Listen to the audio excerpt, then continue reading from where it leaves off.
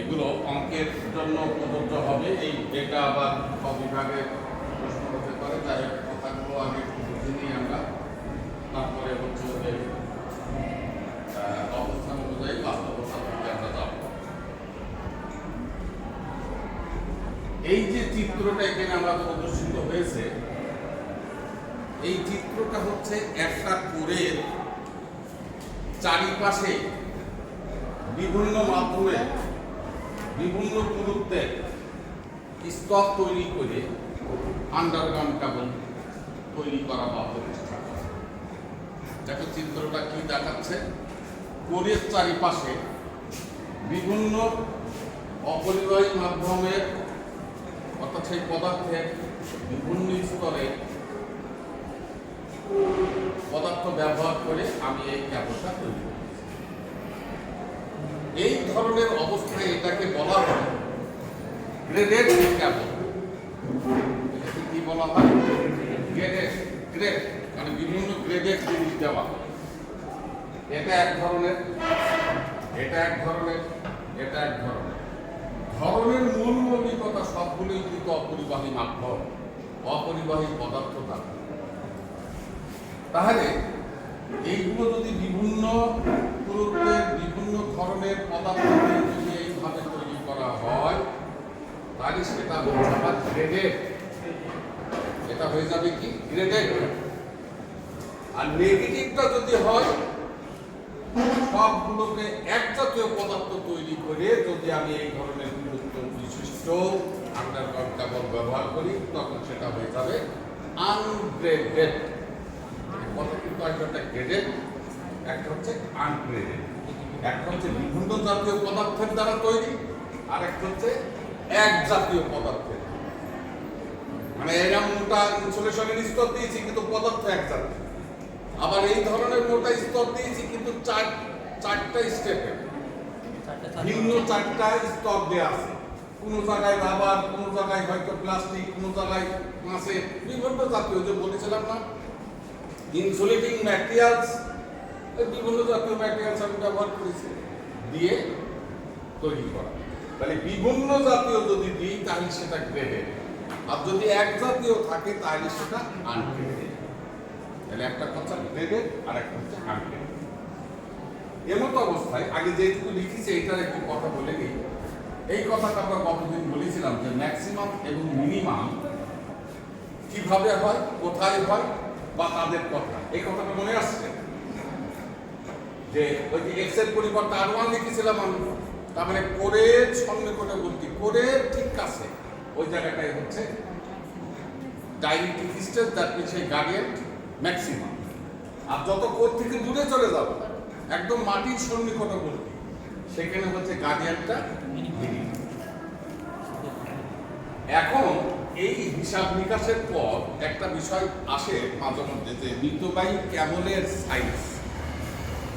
মিতব্যয়ী ক্যাবলের সাইজ, দেখো এই মিতব্যয়ী ক্যাবল কথাটা তুলে দিলে পারি আমরা পেয়ে গেলাম আরেকটি বিষয়, মিতব্যয়ী তারের প্রস্থচ্ছেদ, যেটার আবিষ্কার ছিল বিজ্ঞানী কেলভিনের T1-এ, কেলভিনস ল।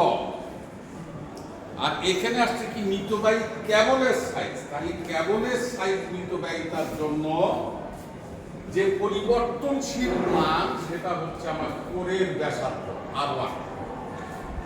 এটাকে নিয়ে যেহেতু মিতব্যয়ী, এই সর্বোচ্চ ভ্যালুটাকে নিয়ে কিন্তু মিতব্যয়ী ক্যাবলের সাইজের সমীকরণে যদি আমি প্রতিস্থাপন ঘটাই, এটা তো গ্রেডিয়েন্ট ম্যাক্সিমাম, তাহলে এখানে পরিবর্তন কিন্তু কে R1। মানে d/dr1 R1 এর সাপেক্ষে অন্তরীকরণ করছে কাকে, একে, ইজ ইকুয়াল টু 0 বসাচ্ছে। এটা হচ্ছে সর্বোচ্চ বা সর্বনিম্ন শর্ত অনুযায়ী কন্ডিশন বলা হয় যে পরিবর্তনশীল রাশির সাপেক্ষে অন্তরীকরণ করে।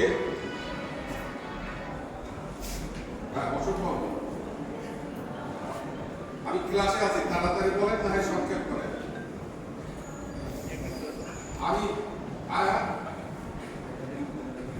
আমি ছাত্র কখন নেবেন, খুব বেশি দরকার না হলে আমি একটু পরে আসছি।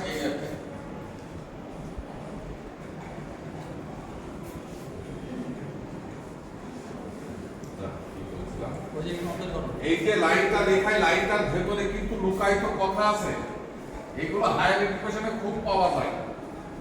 পরিবর্তনশীল রাশির সাপেক্ষে অন্তরীকরণ করার পর সেই ভ্যালুটা আমি শূন্য নেব, এই কথাটাই হচ্ছে ম্যাক্সিমাম কন্ডিশন বলা হয়। আমরা অন্তরীকরণ করেছি না, এমনি সাধারণ অন্তরীকরণ করেছি, কিন্তু যে পরিবর্তনশীল রাশি তার ম্যাক্সিমাম ভ্যালু কত হবে সেটা আমি জানি না। তাহলে অন্তরীকরণ করার পর কি করবো, সেই ভ্যালুটা জিরো বসাই দেব। জিরো বসিয়ে ওই পরিবর্তনশীল রাশির যে মানটি পাওয়া যাবে ওই মানটাই হচ্ছে আমার ম্যাক্সিমাম। তাহলে d/dr1 এটা ইজ ইকুয়াল টু 0। আমরা মিতব্যয়ী কেবলের সাইজ নির্ণয় করছি, এর আগে একটা কথা আছে,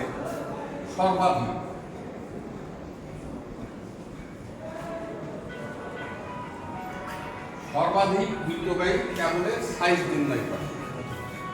আরে বাবারে এখানেই আসতে হইলো, এত জটিল হয়ে গেল, কি জিনিসটা কি?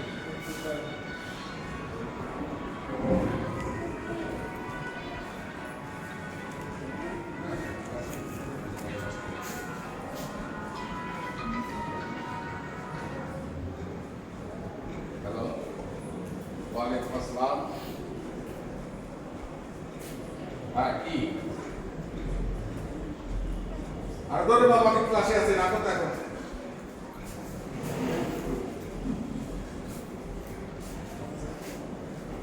এই কথাটা ভ্যালু বার করার জন্য আমি যে লাইনটা লিখেছি এটাকে বলা হয় ম্যাক্সিমাম মিনিমাম কন্ডিশন। কথাটাকে শুধু মনে রাখতে হবে যে যে রাশির পরিবর্তন, অপরিবর্তনশীল রাশির ক্ষেত্রে এই সমস্ত কথাগুলো প্রয়োজন নাই, ধ্রুবক মানের ক্ষেত্রে এই কথাগুলো প্রযোজ্য নয়। কেবলমাত্র যে রাশিটার মান পরিবর্তন হবে, এখানে পরিবর্তনশীল কে, এই যে কোরের ব্যাসার্ধ, এই আঙুল হইতে পারে, এত মোটা হইতে পারে, চিকন হইতে পারে, সেটা তোমার ব্যাপার। কথাটা বোঝা গেছে? যেটা কোর, তাহলে সেই আলোকে ম্যাক্সিমাম কন্ডিশনটা পাওয়ার জন্য আমি এই যে লাইনটা লিখেছি, তোমার মধ্যে প্রশ্ন হতে পারে না এ স্যার কোথা থেকে কি পেলেন, এটা হচ্ছে এই শর্তের জন্য এই লাইনটা। এইবার এর পরের লাইন যেগুলো আছে সেটা হচ্ছে অন্তরীকরণের লাইন। এটা UV method, first function d/dx second function plus second function d/dx first function is equal two 0। r1 d/dr1 log something, তার মানে 1/x, log এর অন্তরীকরণ কি হয় 1/x।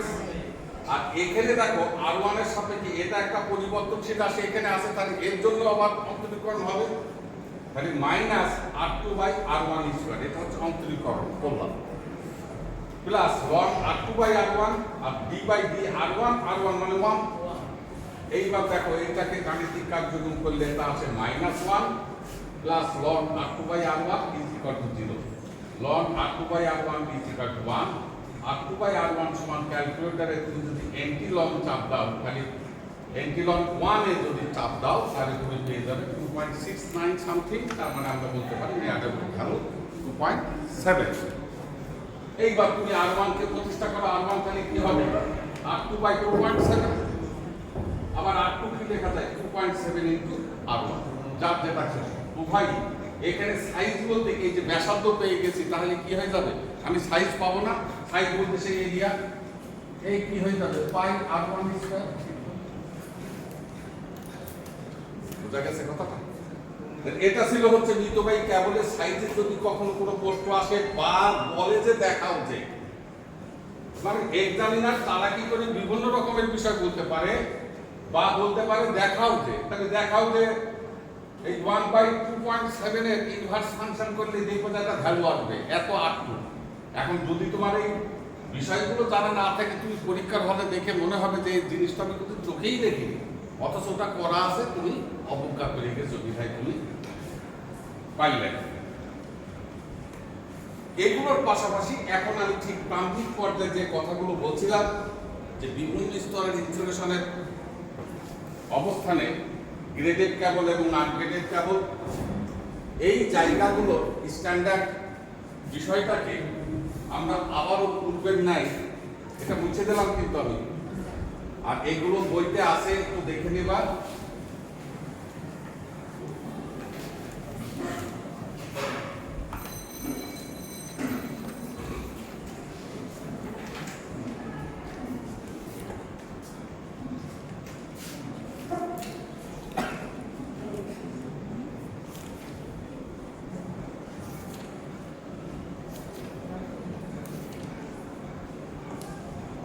দেখো তো এই ধরনের লাইন আমরা পেয়েছিলাম কিনা কতদিন g into x is equal to q divided by 2 pi epsilon naught epsilon r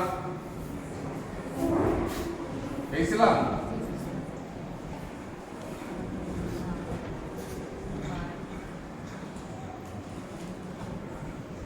এটা লেখা যায় হয়েছে।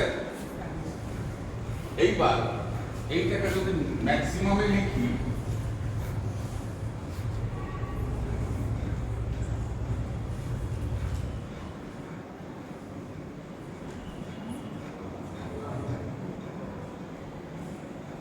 এটা লেখা যায়, লেখা যাবে কিনা? এইবার এইটাকে যদি 1 নামকরণ করি তাহলে অবস্থানটা আমার এখানে হবে কিনা? কি হবে? এখানে অন্যান্য মান সমূহ তুমি ধরে নাও, এই মান কয়টা? ধ্রুবক মান 2 পাই, পাই মানে কি? 3.14 epsilon naught 8.85 point √ 10 to the power -12।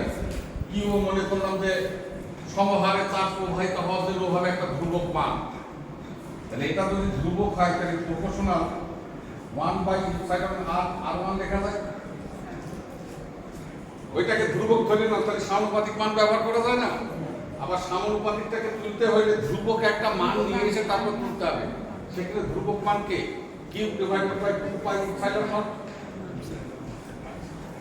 এখন এই জিনিসটা কি বলেছিলাম গতকালকে? Relative permittivity. আচ্ছা, এটা হচ্ছে ম্যাগনেটিক ফিল্ডের ক্ষেত্রে প্রযোজ্য বেশি।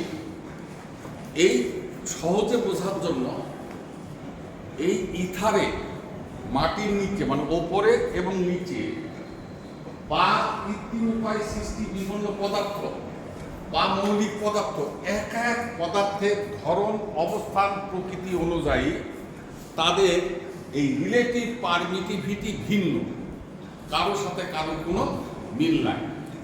আমি যখন প্রথম স্তরে একটা ইনসুলেশনের স্তর দিয়েছি, এটাও তো একটা পদার্থ, অপরিবাহী পদার্থ, তাহলে তার অপরিবাহিতা গুণ আছে, তার ডাইলেকট্রিক স্ট্রেংথ আছে। এই পদার্থের কি রিলেটিভ পারমিটিভিটি থাকবে না? এটাও থাকবে। মনে করছি এই পদার্থটা রিলেটিভ পারমিটিভিটি এটা লিখেছিলাম ইপসাইলন r। এখন এখানে তাহলে কি আসবে? ইপসাইলন 1। ওটা কি দিয়েছি আমি? ইপসাইলন 1 দিয়েছি না? তারপর ওই স্তরের রিলেটিভ পারমিটিভিটি, তাহলে Gmax 1 সমানুপাতিক 1/ইপসাইলন 1 r। এইবার আসা যাক দ্বিতীয়টায়, ঠিক ওইভাবেই যদি লিখি 1/ইপসাইলন 2 r2। এইবার আসো তৃতীয়টায়, বলো 1/ইপসাইলন 3 r3। আর স্তর আছে আমার, বোঝা গেল কথা? এই অবস্থা যদি হয়, এইবার আমরা যদি এর ভোল্টেজ নির্ণয় করতে চাই, আচ্ছা এইটাকে দেখানোর জন্য আমি একটু সাসপেন্সরটা ইনসুলেটর দেখাই, না সে বুঝবে না। আমরা কতদিন কিন্তু আলোচনায় নিয়ে আসার জন্য সাসপেন্সরটা ইনসুলেটর ব্যবহার করেছিলাম, মনে পড়ে? যে এই জায়গাটায় কি ছিল আমাদের? পরিবাহী। আর এটা কি? এই জায়গাটা হচ্ছে আমার পরিবাহী। সেন্সটা কিন্তু এর সেন্সটা অনেকটাই সাসপেন্সরটা ইনসুলেটরের ন্যায়। সেই আলোকে এই জায়গাগুলোর বিবৃতি যদি দিই, এখানে আমার একটা ভোল্টেজ ছিল V1, এটা V2, এটা কি V3। এই তিনটা ভোল্টেজের মোট মান যার নাম হচ্ছে VP। তার মানে সেই VPটা কি? VP V1 যোগ V2 যোগ V3। তাহলে এখানে এই যে এই ভোল্টেজ আর এই ভোল্টেজ যোগ করলে কোরের কত ভোল্টেজ দিচ্ছে আমি সেটা পেয়ে যাব। এই ভোল্টেজ যোগ করলে ইনসুলেটরের আড়াআড়ি ভোল্টেজ পেয়েছিলাম, যাহা এস ভোল্টেজ মোট মান। তাহলে এই তিনটা ভোল্টেজে যদি যোগ করি তাহলে আমি লিখতে পারি কি? V is equal to V1 V2 V3 লেখা যায় কি? লেখা যাবে না?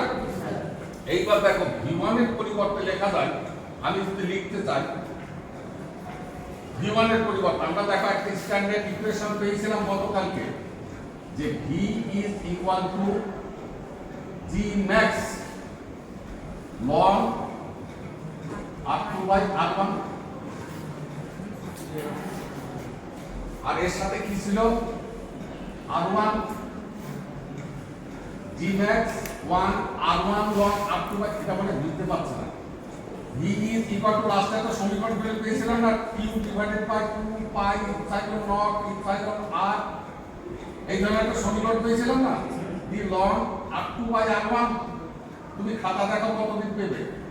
এই ভ্যালুটার পরিবর্তে কি G into X লেখা ছিল কিনা? ছিল। এখন G কে কি করছে? G max, এই ম্যাক্সিমাম হইছে কখন? যখন X হইছে R1। এটা বুঝতে পারছেন? দেখো আমি তো বলেছিলাম যে গতকালকে ক্লোজিং পর্যায়ে একটা ইনস্ট্রাকশন দিয়েছিলাম যে আমি যে সমস্ত সমীকরণগুলো লিখলাম, বিভিন্ন পদ্ধতিগুলো লিখলাম, এইগুলোর সাথে তোমরা একটা সম্পর্ক স্থাপন করে এসেছে যে আমি যখন জিজ্ঞাসা করবো যে দেখো কতদিনের লেখা, তাহলে তোমার যদি চর্চা থাকে বা তুমি যদি অধ্যাবসে থাকতে, তাহলে আমার এই কথাগুলোর সাথে তুমিও রেসপন্স করতে যে জি স্যার এটা গতকালকে আপনি লিখে দিয়েছিলেন, এটা আছে। তাহলে এখন এই V1 এর পরিবর্তে আমি এটা লিখতে পারি G max 1 R1 ln R2 by R1 লেখা যাবে। এবার ঠিক অনুরূপভাবে টুর ক্ষেত্রে G max 2 R2 ln R3 by R2, G max 3 R3 ln R4 by R4। দেখো তিনটা স্টক ছিল, তিনটা কামিয়ে হয়েছে, তিনটা পড়তেছে। বোঝা গেছে কথা? হয়েছে? এখন বললাম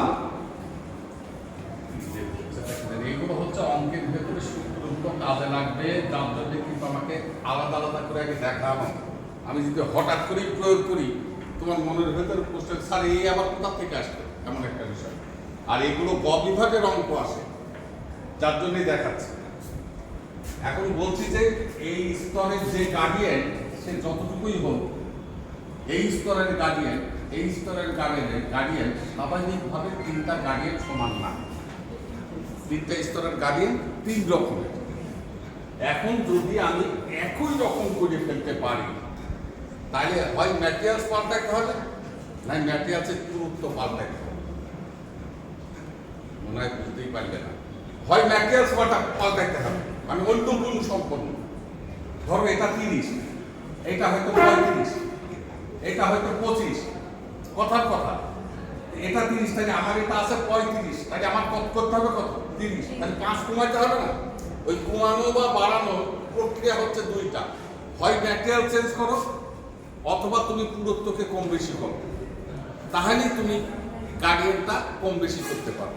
তাহলে যদি আমি তিনটা গার্ডিয়ানকে সমান রাখি, সমান, তাহলে কিন্তু একটা আলাদা কন্ডিশন ডেভেলপ হবে। সেই কন্ডিশন কি? G max 1, এটা কি লিখেছি 2, তাহলে এটাও হবে G max 1, এটা কি 3, এটাও হবে G max 1।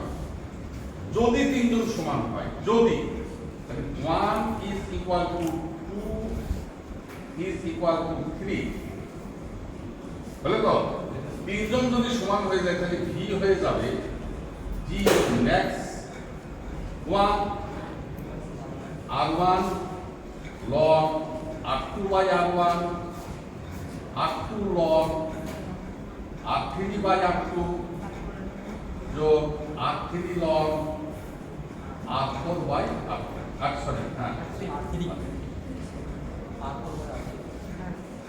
মনে বুঝতে পারলে না? আমি যদি তিনটাকে সেম বিবেচনা করতে পারি বা তৈরি করি, এগুলো হচ্ছে ম্যানুফ্যাকচারিং কোম্পানির কিন্তু মানে তার লক্ষ্যমাত্রা, সেই লক্ষ্যে যদি আমি তিনটাই একই গার্ডিয়ান রাখতে চাই, তাহলে যাহাই ম্যাক্সিমাম 1, তাহাই ম্যাক্সিমাম 2, তাহাই ম্যাক্সিমাম 3, তাহলে আমি একটা 1 কমন নিলাম, R1 long R2 by R1, এটা যোগ এটা থেকে যাচ্ছে। সেটা কিন্তু এই শর্ত সাপেক্ষে না হলে তো আমি এটা লিখতে পারবো না, এটা আমার কোনো সূত্র না। সূত্র হচ্ছে এটা, প্রয়োগের ক্ষেত্রে যদি সবগুলো সমান হয়, তাহা হইলে এটা, সমান না থাকলে ওটা নয়। এখন এটা যে কথা, এর পরিভাষার একটা কথা আছে, ম্যাক্সিমাম 1 সমান ম্যাক্সিমাম 2 সমান ম্যাক্সিমাম 3। এই তিনটার পাশাপাশি সংক্ষেপ আমরা আরেকটা তথ্য পাই, epsilon 1 R1, epsilon 2 R2, epsilon 3 R3। প্রশ্ন তো স্যার কোথা থেকে আমাদের এটা কি চলে আসে? এটা না হয় এই আলোচনা ওখানে প্রয়োগ করেই হইল, তো এটা থেকে আবার এটা হলো কি? এটা থেকে এটা হওয়ার কারণ হচ্ছে এই দেখো, জি ম্যাক্সিমাম 1 সমানুপাতিক 1 by epsilon 1 R1, G maximum 2 1 by epsilon 2 R2, G maximum 3 1 by epsilon 3 R3। তিনজন যদি সমান হয় তাহলে 1 বাই ইপসাইলন 1 R1 সমান 1 বাই ইপসাইলন 2 R2 সমান 1 বাই ইপসাইলন 3 R3। এবার এটাকে উল্টায় দাও, তাহলে ইপসাইলন 1 R1 সমান ইপসাইলন 2 R2 সমান ইপসাইলন 3 R3 হবে। কি বোঝাই? এই তিনটা যদি সমান হয় তাহলে ওই সমানুপাতিক মানগুলো তো সমান। Q divided by twice by epsilon naught, এটা কিন্তু ধ্রুবক। আমি তো ধ্রুবক না করলে তো আমি সমানুপাতিক কথাটা লিখতে পারতাম না। তাহলে এ যদি ধ্রুবক হয়ে যায় তাহলে পরে ওই সাপেক্ষে এটা লেখা যাবে। মোটামুটি এই ছিল গ্রেডেড ক্যাবলের ক্ষেত্রে বিভিন্ন সমীকরণের কথাবার্তা। এইগুলোর সাথেও তোমাদের সম্পর্কযুক্ত থাকতে হবে, না হলে হঠাৎ করে পরীক্ষার ফলে কোন সমীকরণের মাধ্যমে কি বিবৃতি সেটা তুমি পরীক্ষার ফলে হঠাৎ করে পারবে না। এই অবস্থা গ্রেডেড আনগ্রেডেড ক্যাবলের একক ক্যাবলের বিবৃতি শেষ করছি। এইবার আমি চলে যাব আরেকটি অধ্যায়ের দিকে, আরেকটি চিন্তা ভাবনার দিকে, আরেকটি বিশ্লেষণের দিকে। সেটার দিকে এবার একটু খেয়াল করো। বুঝতে দিলাম? আর এগুলো বইতে আছে, কিন্তু এগুলো বইতে আছে, তবে বিক্ষিপ্ত ভাবে। আর আরেকটা ঘাবড়ানোর বিষয় হচ্ছে বই কিন্তু ডি সাপেক্ষে লিখছে, ব্যাসের সাপেক্ষে লিখছে, আবার অনেক সময় লং না করে ওটা লগ করছে। লগ এবং লগের মধ্যে ডিফারেন্সটা কি? একটা থেকে আরেকটা 2.303 গুণ বেশি। তাহলে ওরা বেশি মানে কি সেই গুণ করে ওকে কনভার্ট করে মানটা ব্যবহার করছে। আর আমি যেহেতু গোড়া প্রথম থেকেই বলেছিলাম যে আমার কিন্তু ইউজ ফাংশন হচ্ছে লং বেস ই। আমি যেহেতু ক্যালকুলেটর অঙ্ক করবো, সুতরাং আমার তো বই কি করছে সেটা জানার দরকার নাই। আর ওরা ধরেছে ব্যাসকে ধরে, আমরা করব কি ব্যাসার্ধকে ধরে, যার জন্য বুঝতে পারে এই দুইটার ভেতরে কোনোই তারতম্য পরিলক্ষিত হইবে না। বোঝা গেল কথাটা? এইবার এটা মুছে দিলাম।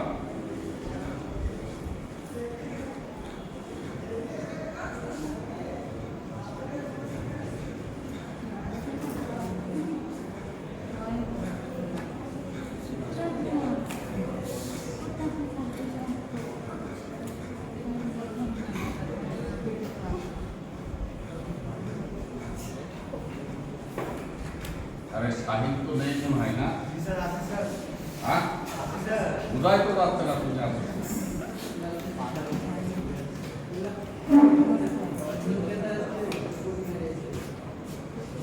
শাহিনটা আছে কিনা বুঝাই যাচ্ছে না। বুঝলে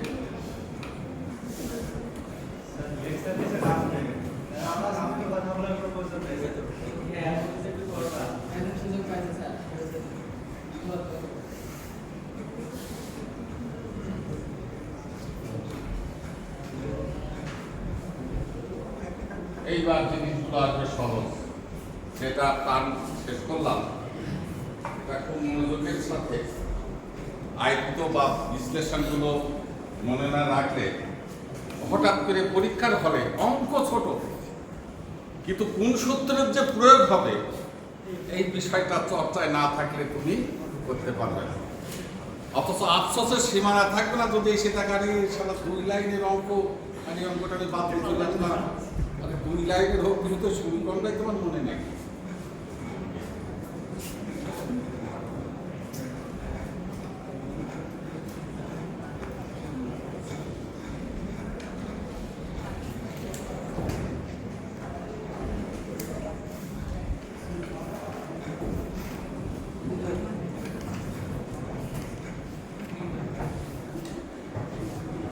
লিখলাম। এর আগে কি করেছি? একটা কোষ। এখন হচ্ছে কি কোর কয়টা? তিনটা কোর। এর সাথে সংযোজন করা হয়েছে বেল্ট কথাটা, তারপরে কেবল। তো বেল্ট জিনিসটা দ্বারা কি বোঝায়? আটকে রাখা, বেঁধে রাখা বিষয়টা, তাই না? ওই যে ছেলের মাথায় বেল্ট আছে না, তো বেল্ট ওটা কি জন্য দিয়েছো তুমি? কাকে আটকে রাখছে? কোথায় আটকে রাখছে? আমাদের দেখো লাস্টে ব্যবহার করি জিনিসটা হচ্ছে আমার আটকে রাখার জন্য কথাটা বেল্ট। তিনটা কোর। এইবার বলি, মনে করো আমার এই কলমটা, এটা অবশ্যই একটু দেখি বল পেন 3 কালারের, একটুখানি দেখি 3 কালারের দাও। তোমারটা একটা কালার, তোমারটা একটা কালার, এটা দেওয়ার দরকার নেই, এটা তো যে মাথাগুলো ধরে রাখো বোঝার জন্য এখানে যথেষ্ট। কিন্তু এই যেটাতে লেখা হচ্ছে, মনে করো যে এটা পরিবাহী, কালি আছে ওখানে, ওটা ধরার দরকার নেই টেকনোলজি বোঝার জন্য। আর চারিপাশে কি ইনসুলেশনের স্তর আছে, এটাও কিন্তু রাবার, এও কিন্তু ইনসুলেশন। এটা যদি আমি সিদ্ধের মধ্যে ঢোকাই আমার কিন্তু শক করবে না, তাই বলে টেস্ট করার দরকার নেই। এই একটা, এটা কোরের সাইজ যা, ইনসুলেশনের যে পুরুত্ব দেওয়া আছে যা, অন্য একটা নিলাম সেম, আর একটা নিয়েছি সেম।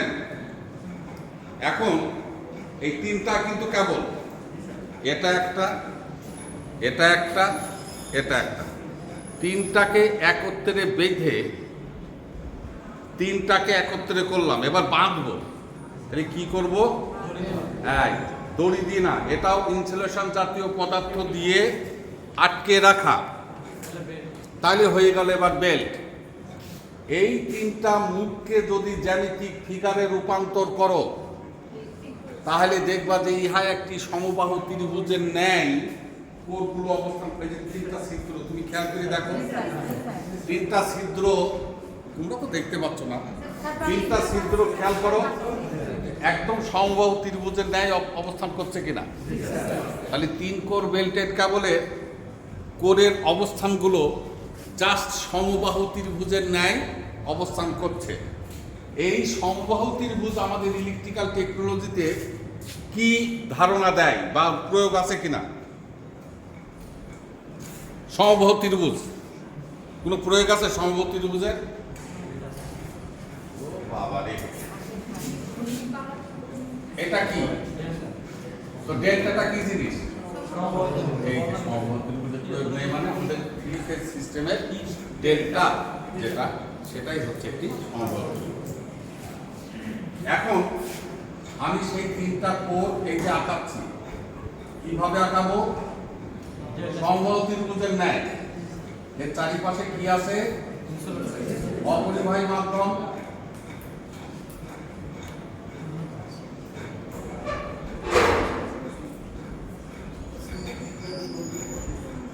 কত দিতে পারছে? দেখ এটা কি বোঝা গেল কিনা? এটা 1, এটা 2, এটা 3, তিনটাকে এবার আটকে দিচ্ছি আমরা। তাহলে এটা হয়ে গেল কেন? আটকাচ্ছে, মানে এটাই হয়ে গেল সে বেল্ট। বোঝা গেল?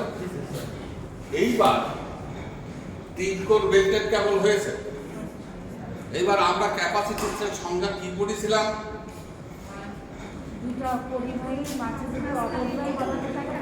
বাস, তাহলে এখন এবার চিন্তা ভাবনা করো, 1 এবং 2 পরিবাহী, মাঝখানে কি আছে? তাহলে কি ক্যাপাসিট্যান্স হবে? 2 এবং 3 এর মধ্যে হবে? 3 এবং 1 এর মধ্যে কি হবে? এইগুলোর নাম দিলাম C1 ফোকাস।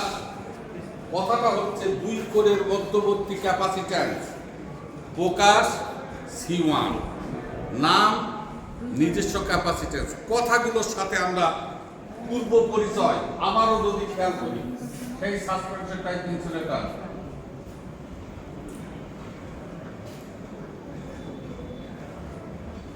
এখানে আমরা বলেছিলাম কোরের মানে ইনসুলেটরের ভিতরে একটা ক্যাপাসিট্যান্স হবে, বাইরে একটা হবে, মনে পড়ে কিনা? একটা হচ্ছে আর্থের সাথে, আর হচ্ছে কোরের ইনসুলেটরের ভিতরে, মনে পড়ে কথাটা? তাহলে এখানে কোরের মধ্যবর্তী যে ক্যাপাসিট্যান্স, নিজস্ব ক্যাপাসিট্যান্স, এটা নাম জেনে রাখলেও হবে। ফোকাসটা কি? C1। এইবার এখানে যেমন এটা তো আমাদের ছিল সেই লৌহজাতীয় পদার্থ, মনে আছে? আর টাওয়ারের বডিটা কি? পদার্থ। আর ভালো বুঝবে মাঝখানে কি? বাতাস। তাহলে এখানে একটা ক্যাপাসিট্যান্স হবে, যার নাম বলেছিলাম আর্ট ক্যাপাসিট্যান্স বা শান্ট ক্যাপাসিট্যান্স। নাম যাই হোক, সেন্সটা কি?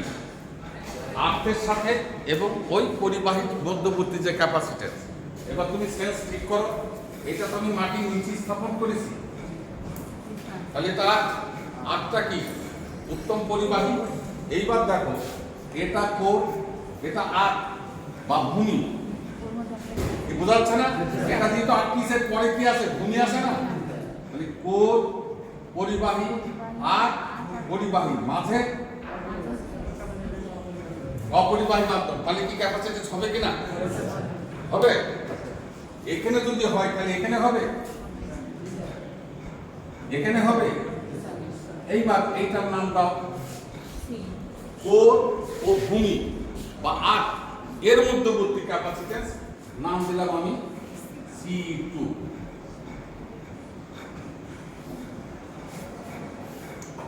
বোঝা গেল এইটুকু? এইবার টেকনোলজি বোঝার সহায়তায় আরেকটু কাজ আমরা এই ধাপে ধাপে করে নেব।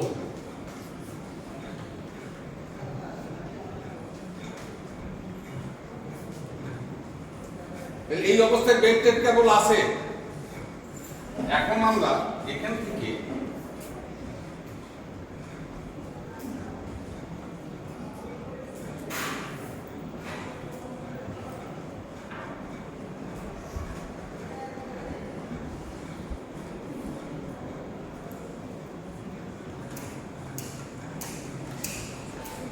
কি যেন একটা কথা লিখলাম, নিউট্রাল ক্যাপাসিট্যান্স নির্ণয় করো। নামটা সঠিক ভাববার কিছু নাই, আমি ধাপে ধাপে আসি, দেখো ওটা তুমি পেয়ে যাবে। কাল্পনিক, এবার কিন্তু কাল্পনিক, এটা গেল। এবার হিসাব নিকাশের জন্য কাল্পনিক। এখান থেকে ছিঁড়ে ফেললাম, এখান থেকে ছিঁড়ে ফেললাম, এখান থেকে ছিঁড়ে ফেললাম, ছিঁড়ে ফেলে এক জায়গায় একটা গিট্টু মারো। মেরেছো? মেরেছো? গিট মেরেছো? একদম ওর মাঝখানে বসাই দাও, ওর মাঝখানে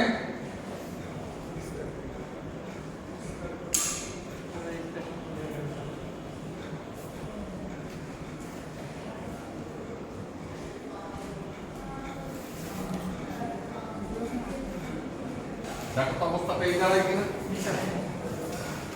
ওই তিনটা মাথা বিচ্ছন্ন করে একত্রীকরণ করে ওই সম্ভব ত্রিভুজের মাঝখানে রেখে দিলাম। এটা কি ছিল আমার? C2, এটা C2, এটা C2, এটা কি C1, এটা C1, এটা C1। তাহলে এবার দেখো আমরা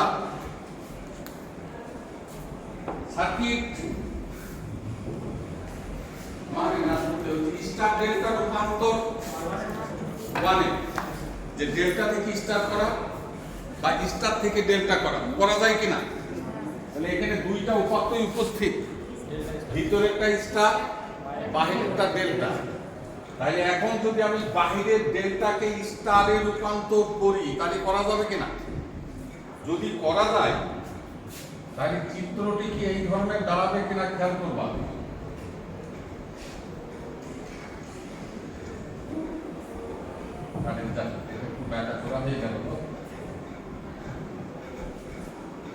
ধরে নাও আর এটা কি ছিল আমাদের? C2, C2, C2। C1 কে সমতুল্য স্টারে যদি আমি রূপান্তর করি, বাইরের যে ডেল্টা অবস্থায় C1 আছে এটাকে সমতুল্য যদি স্টার করি তাহলে আরেকটা স্টার হবে, ওই স্টার আর ভেতরের স্টার দুইজন প্যারালালে অবস্থান করবে কিনা? আর বুঝতে পারছেন, বাইরের ডেল্টাটাকে যদি আমি সমতুল্য স্টার করি তাহলে স্ট্রাকচার কি হয়ে গেল?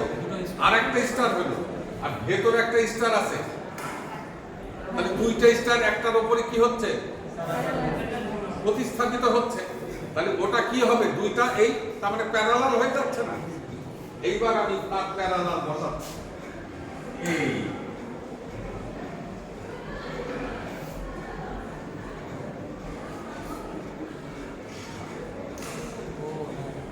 এইবার এইগুলো কি নাম দিলাম না? মান না, চেঞ্জ হয়ে যাবে না? হ্যাঁ, স্টারে ওই যে C1টা স্টারে রূপান্তর করে যে মানগুলো পেলাম তার নাম হচ্ছে C3, কিন্তু C1 না, নাম হচ্ছে কি? C3। এখন এই কিছুক্ষণ পরে আমি দেখাবো এইটা যে সমতুল্য একটা মান এসছে, এই C3টা কার? 3C1 এর সমতুল্য মান। তাহলে আমি C3 এমতো অবস্থায় বোঝার জন্য, কারণ 3C1 কি করে হলো সেটা তো আমি একটু পরে দেখাবো, তাহলে বোঝার জন্য আমি C3 বা মনে রাখি যে কিভাবে আসলো সেটা দেখাবো। 3C1 অসুবিধা আছে? এইবার এই দুইটাকে যদি একত্রে করি,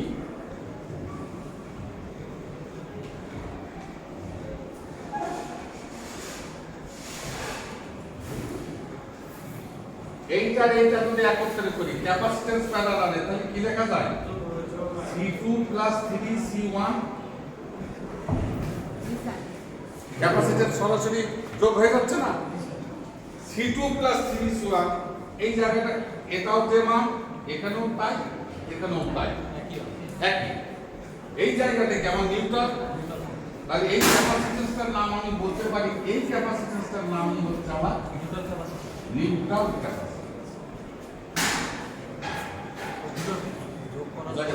তাহলে সেটা নিউট্রাল ক্যাপাসিট্যান্স 3C1 প্লাস। এটাই একটা প্রশ্ন আকারে আসে যে 3 কোর বেল্টেড কেবলের ক্ষেত্রে দেখাও যে নিউট্রাল ক্যাপাসিট্যান্স সমান এটা, এটা প্রশ্ন হতে পারে। 3 কোর বেল্টেড কেবলের ক্ষেত্রে এটা প্রমাণ চাইতে পারে, সরাসরি জানতে চাইতে পারে 3 কোর বেল্টেড কেবলের নিউট্রালের ক্যাপাসিট্যান্স নির্ণয় করো। এখন যেটা আজকে কোশ্চেন, যে C3 রূপান্তরিত 3C1 কি করে হলো সেইটা আমরা কি করে দেখি। এটা কি অবস্থায় আছে? ডেল্টা। এখন আমার কি আছে? এখানে তিনটা করে থ্রি ফেজ সাপ্লাই দেয়া আছে। এখন উইথ রেসপেক্ট টু ভোল্টেজ আর কারেন্ট ডেল্টা পদ্ধতিতে, এই পদ্ধতিতে IL is equal to √3IT, এটা,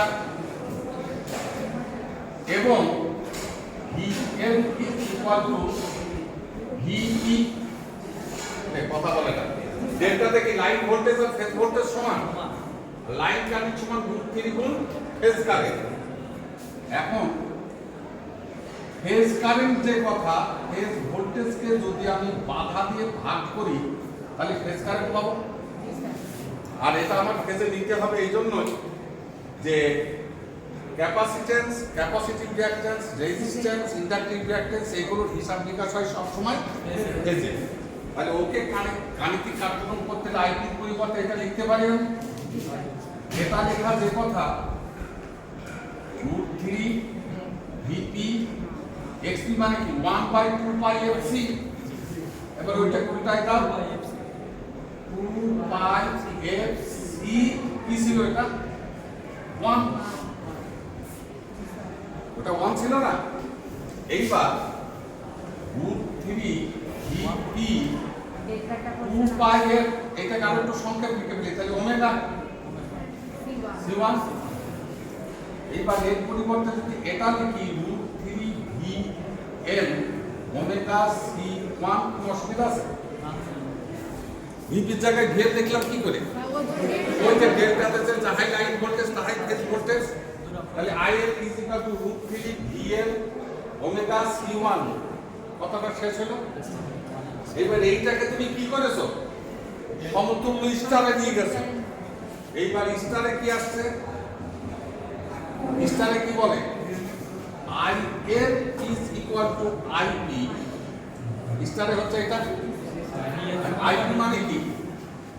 ভিপি বাই এক্সপি।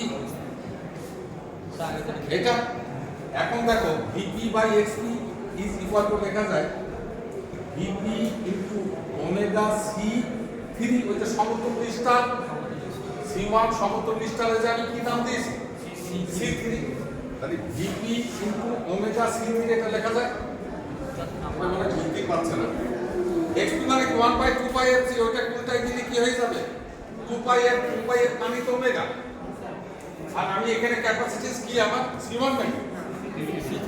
ডেল্টা থেকে তো আমি স্টারে রূপান্তর করে নামটা চেঞ্জ করে দিয়েছি সি3। তাহলে সি3 গেল। এইবার ভিপি না লিখে আমি লিখলাম ভিএল ভাগ √3। অসুবিধা আছে? যেহেতু স্টারে কি স্টারে লাইন ভোল্টেজ সমান √3 volt, VL is equal to √3 VP. তাহলে VP is equal to VL ভাগ √3। এইবার এটা একটা সমীকরণ নম্বর দাও 2, আর এটা মনে করো সমীকরণ নম্বর 1। এটাও লাইন কারেন্টের সমীকরণ, এটাও লাইন কারেন্টের সমীকরণ। তাহলে 1 সমান সমান 2। একে কি আছে? একে √3 ভিএল ওমেগা সি1 ইকুয়াল, আর 2 আছে কি ভিএল ভাগ √3 ভিএল ভাগ সি3 ওমেগা সি3 ওমেগা ওমেগা ভিএল ভিএল √3 আর 3 গুণ করলে হয় 3 সি1 ইকুয়াল টু সি3। দেখো কিছুক্ষণ আগে আমি বলছিলাম যে আমি সমতুল্য মানের নাম দিয়েছি সি3, যাহা 3 সি1। এখন কি আসলে আমার 3 সি1 সমান সি3। খালি সি3 এর পরিবর্তে আমি লিখতে পারি কি 3 সি1। তাহলে আমার নিউটনের ক্যাপাসিট্যান্স এটা সমান। বোঝা গেছে কথা? ঠিক তো? ঠিক। তাহলে এটার নাম গেল, প্রশ্নটা হয়তো এমন যে বিনফোর বেলকেট কেবলের নিউটনের ক্যাপাসিট্যান্সের গাণিতিক সমীকরণ, অথবা এইভাবে সমীকরণ চাইতে পারে। এবং অঙ্কের ক্ষেত্রে সূত্রটা খুব প্রয়োজনীয় একটি দিক, যার জন্য অধ্যাবসের মাধ্যমে চর্চা করে নেবে। এই ছবিটা তুলে নাও, কারণ তোমাদের বইটা আমার এখানে একটু ব্যতিক্রম করা আছে। হয়তো সেখানে মানে স্বচ্ছতা বহন করবে না। মুছে দিলাম।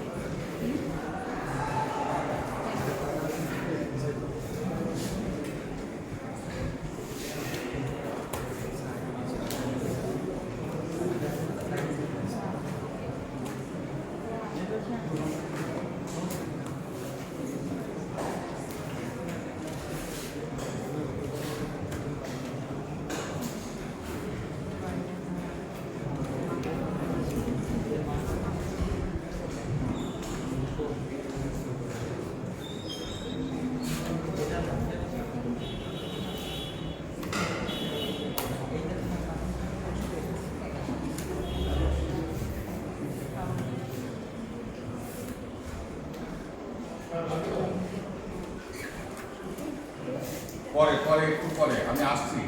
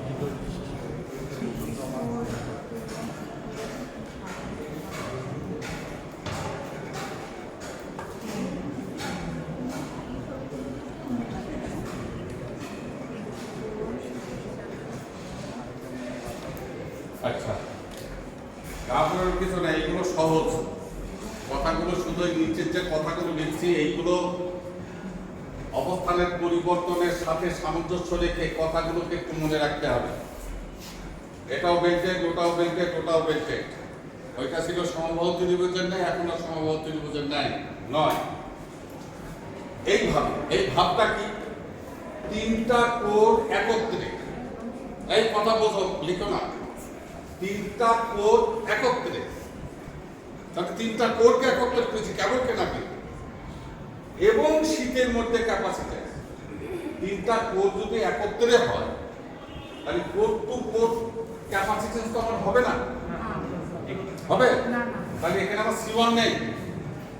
শীতের মধ্যে মানে কি, এই যে চারিপাশে কি আছে আমার ইনসুলেটিং ম্যাটেরিয়াল, তারপরে আর, তাহলে শীতের ক্যাপাসিট্যান্স এর জন্য আর্থের হবে C2, এর জন্য হবে, এর জন্য হবে। বোঝা গেল কথাটা? এবার 2 নম্বর চিত্র, একটি কোর শীতের সাথে, শীতের সাথে লাগিয়ে দিয়েছি, এবং অন্য দুইটি কোরের মধ্যে ক্যাপাসিট্যান্স। একটা শীতের সাথে আর অন্য দুইটা কোর এইভাবে, বোঝা গেল? এটা যখন শীতের সাথে তখন এখানকার C2টা নাই, তাহলে C1 এটা থাকবে, এটা থাকবে, এটা থাকবে। বোঝা গেছে? দুইটা কোণ একত্রে শীতের সাথে, দুইটা কোণ একত্রে কোথায় দিয়েছি? শীতের সাথে, এবং অন্য কোণের মধ্যে ক্যাপাসিট্যান্স, অন্য কোণটা কে? তাহলে এখন দেখা যাচ্ছে এদের দুইটা কোণের মধ্যবর্তী যে ক্যাপাসিট্যান্স C1 সেটাও নাই, কোণ টু শীত যে ক্যাপাসিট্যান্স C2 সেটাও নাই। তাহলে আছে কে? অন্যটা, অন্যটার শীতও আছে, অন্যটার সাথে এই দুই জনের কোর টু কোর ক্যাপাসিট্যান্স আছে। বোঝা গেল কথা? এই অবস্থায় যে ক্যাপাসিট্যান্স পাওয়া যাবে মনে করলাম তার নাম হচ্ছে CA। এই অবস্থায় যেটা পাওয়া যাবে তার নাম দিলাম, মনে করলাম CB। এই অবস্থায় যেটা পাওয়া যাবে তার নাম দিলাম, মনে করলাম CC। তার নাম কিন্তু জানো ABC গোলমাল হয় না। এ হচ্ছে কোন কন্ডিশন? তিনটা কোণ একত্রে। ডি হচ্ছে কোন কন্ডিশন? একটা কোণ শীতের সাথে এবং অন্য দুইটা কোণ। সিটা কি? দুইটা কোণ একত্রে শীতের সাথে এবং অন্য কোণ। বোঝা গেল কথাটা? এখন মানগুলো কি দাঁড়াবে? সিএ কি হবে? তিনটা কোণ যদি একত্রে হয় তাহলে এই ক্যাপাসিট্যান্স, এই ক্যাপাসিট্যান্স, এই ক্যাপাসিট্যান্স কিভাবে সংযোগ হয়ে আছে? C2 parallel C2 parallel C2, তাই না? এটার সাথে এটার সাথে এটা কি প্যারালাল না? এই যে পয়েন্ট তিনটা যদি বার হয়ে যায় তো এই পথ এই পথ এই পথ কি প্যারালাল? তাহলে প্যারালাল এটা, তাহলে রেজাল্ট কি হবে? প্যারালালের ক্যাপাসিট্যান্স সমতুল্য মান কি হবে? 3C2। এবার এইটা কি হবে? সিবির মানটার জন্য আমি একটু রূপান্তরিত চিত্রটা দেখাই, তারপরে কথা বলছি।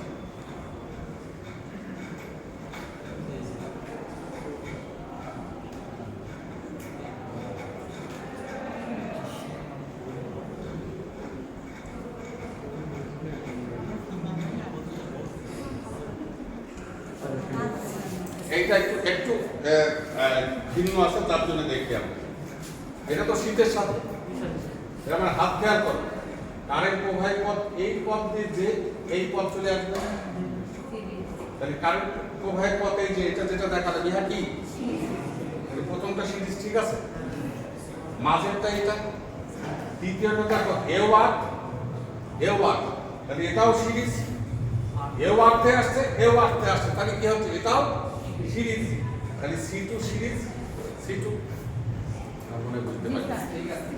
এই দুইটা সিরিজ, এর সাথে প্যারালাল এটা, তার সাথে প্যারালাল কিন্তু সিরিজ কি? C2 এবং C2। তাহলে চিত্রটাই হয়। এখন এর রূপান্তরিত মানটা যেটা চিত্রের আলোকে যদি দেখাতে চাই, C1 সিরিজ C1, তাহলে C1 ভাগ 2, এটা C1, এটা কি C2 ভাগ 2। আমরা বুঝতে পারছি না, দুইটা সিরিজ একত্রে করলে কি হয়ে যাবে? অর্ধেক হয়ে যাবে না? তাহলে C1 ভাগ 2, C1, C2 ভাগ 2। এইবারে তিনটা প্যারালাল পথকে যদি একত্রে করি, এখানে লিখলাম C1 ভাগ 2 প্যারালাল C1 প্যারালাল C2 ভাগ 2। তাহলে C1 by 2 plus C1 plus C2 by 2। তাহলে 2 2 3C1 plus C2 by 2 half of 3C1 plus C2 half of, ঠিক আছে, যে half of 3C1 plus C2, তার মানে এটাই হচ্ছে আমার Cn। তো Cn টা বড় বিষয়টা, বড় যে বিষয়টা হচ্ছে half of 3C1 plus C2। এখানে কোনো সমস্যা আছে কিনা? আছে? তাহলে এটা কি আসলো আমার? সিবি বললে তো বুঝবে না। সিবি তো আমি একটা প্রকাশ ঘটিয়েছি, এটা যে কোনো জিনিস দিয়ে ঘটানো যায়। এই কথাটা মনে রাখতে হবে, একটা কোর শীটের সাথে এবং অন্য দুইটি কোরের মধ্যে ক্যাপাসিট্যান্স, তাহলে সেটা হচ্ছে ওইটা। এইগুলো কিন্তু বাবা খ বিভাগের প্রশ্ন হয়, ঠিক এই কথাটা লাগিয়ে দেবে, এই শর্তগুলো, যে একটি কোর শীটের সাথে এবং অন্য দুইটি কোরের মধ্যে ক্যাপাসিট্যান্স নির্ণয় করো, এটাই প্রশ্ন। তখন তুমি এই চিত্রটা দেখাবেন, আমি যেটা দেখাবো। এইবার দুইটি কোর একত্রে শীটের সাথে এবং অন্য কোরের মধ্যে ক্যাপাসিট্যান্স, আসা যায় কি দাঁড়াচ্ছে? দুইটা কোর একত্রে শীটের সাথে, তার মানে এতে তো কিছু নাই। এই অবস্থায় যদি আমি এমন লিখি C2 parallel C1 parallel C1, কথা ঠিক আছে? এই আসছে এই পথ, তাহলে এই পথ তিনটা কি প্যারালাল। তাহলে C2 parallel C1 parallel C1, তাহলে হয়ে গেল কি 2C1 প্লাস।